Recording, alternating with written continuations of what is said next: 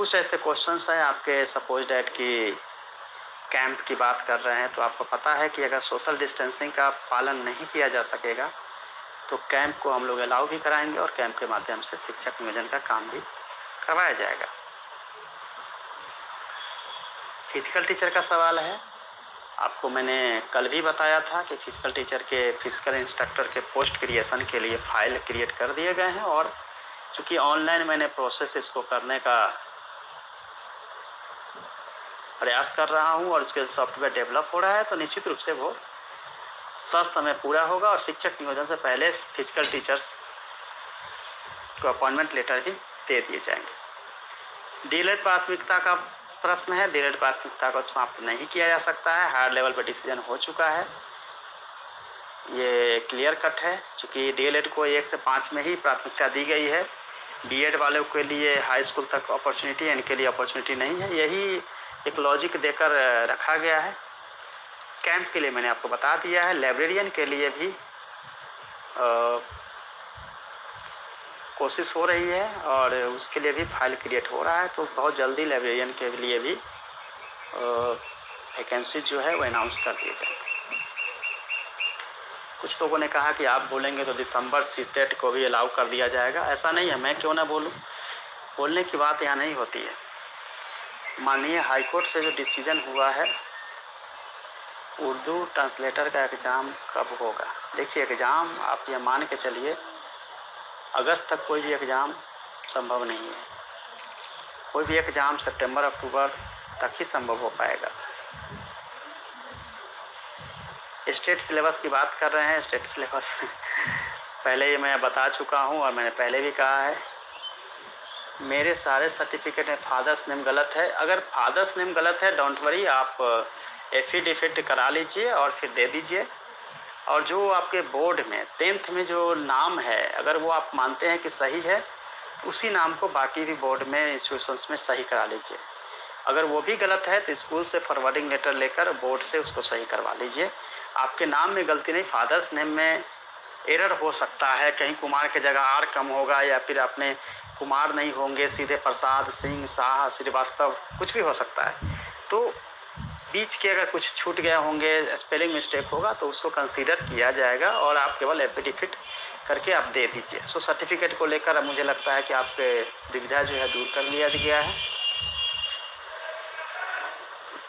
Fulfil promise की जहाँ तक सवाल है, जैसे ही ये नियोजन ख़त्म होगा फिर उसको भी सीटेट दिसंबर वाले को भी मौका दिया जाएगा। So don't worry, December CTET को भी जल्दी ही उनके लिए भी खुशखबरी आएगी।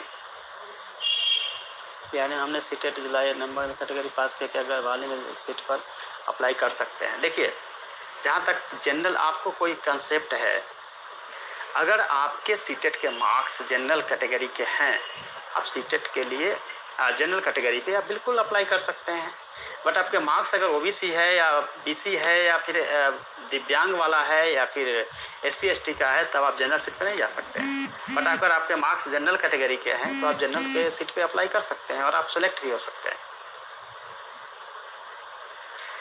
शिक्षक वर्ग के बाद प्रशिक्षित वेतनमान का लाभ कब मिलेगा? प्रशिक्षित वेतनमान के लिए बता देता हूँ, जो लोग पहले से ही अपॉइंटेड हैं एमडी में, वो मिडिल स्कूल में जाएंगे, और हेडमास्टर के लिए भी उनको अपॉर्चुनिटी दी जा रही है। हेडमास्टर के लिए 5 इयर्स को जिन्होंने जॉब पूरा कर लिया है, उनको सीनियरिटी के आधार पे हेडमास्टर बनाया जाएगा। और ट्रेंड ग्रेजुएट ट्रेंड का जो उनको देना है सैलरी या उनके प्रमोशंस, वो भी मिल जाएंगे जल्दी। एक एक चीज़ के बारे में जो भी वैकेंसी से रिलेटेड है हम आपको बताते रहेंगे टाइम टू टाइम। और लाइब्रेरियन की बहाली के लिए जो भी हो सकता है वो हम जल्दी करा लेंगे। दूसरी बात है एक और कि बहुत सारे फर्जी टाइप के चैनल बना दिए गए हैं और ऐसे ऐसे लोग हैं जो कि आप लोगों से कुछ चंदा वसूली का कार्यक्रम भी कर रहे हैं। उनके ऊपर भी एफआईआर की कार्रवाई बहुत जल्दी होने वाली है। जो पैसे ठग कर आप लोगों को गुमराह कर रहे हैं या फिर आपके समय और भविष्य को गलत गर्त में ले जाने की कोशिश कर रहे हैं, तो ऐसे लोग जो हैं वो उनसे बचें और अपने भविष्य के लिए खुद पे विश्वास रखें और जैसा कि मैंने कल के सेशन में आप लोगों को बताया है कि कल हमने कहा कि बहाली में बाधा उत्पन्न करने वाले के खिलाफ एक्शन लीजिए। बहाली में बाधा उत्पन्न नहीं हो सकती है, क्योंकि लॉ और कॉन्स्टिट्यूशन के हिसाब से ही सभी कार्य होते हैं। और